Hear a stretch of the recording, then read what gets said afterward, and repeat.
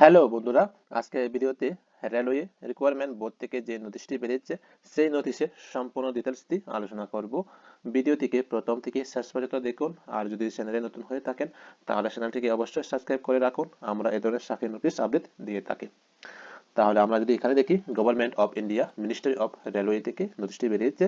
আমাদের এখানে রিক্রুটমেন্ট করা হবে sub inspector and constable in railway protection force and railway protection special force, এই পদে আমাদের চাকরি নিযুক্ত করা হবে। এরপরে আমরা নিচে টেবিলে যদি দেখি, এখানে আমাদের দুইটি নেম অফ দ্য পোস্ট রয়েছে।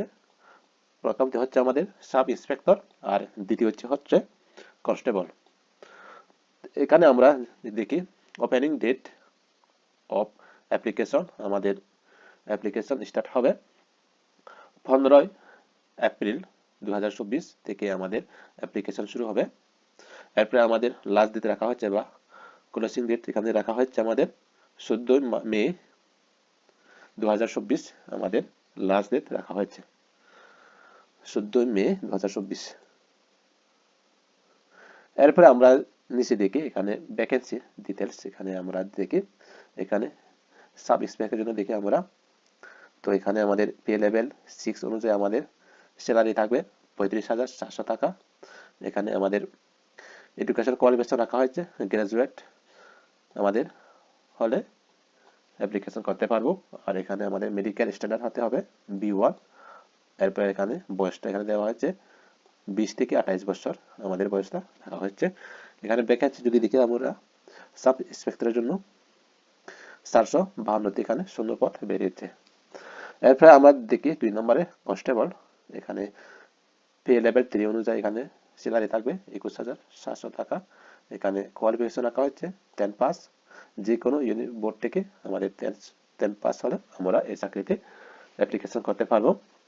এরপরে এখানে মেডিকেল স্ট্যান্ডার্ড রাখা হচ্ছে এখানে B1।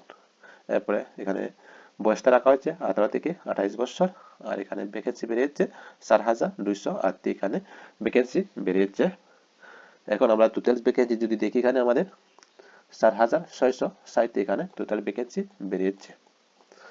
এরপরে নিচে দেখি এখানে আমরা মোড অফ এক্সামিনেশন, আমাদের এক্সাম দিতে হবে আমাদের প্রথমে CBT মানে কম্পিউটার বেসড টেস্ট প্রথমে দিতে হবে।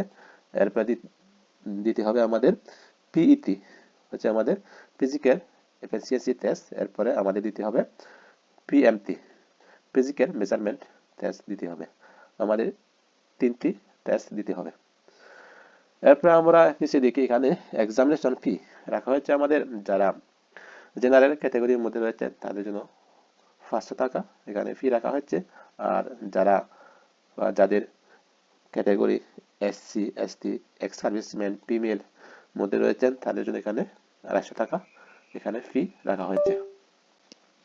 এরপর এখানে নিচে দেখি এখানে আমরা তো অ্যাপ্লিকেশন করতে হলে আমরা জংশন অনুযায়ী আমাদের অ্যাপ্লিকেশন করতে হবে। যেহেতু আমরা ত্রিপুরা থেকে আমরা নর্থ ইস্টের মধ্যে রয়েছে, তো আমরা গুয়াহাটি ওয়েবসাইটে গিয়ে আমাদের অ্যাপ্লিকেশন করতে হবে।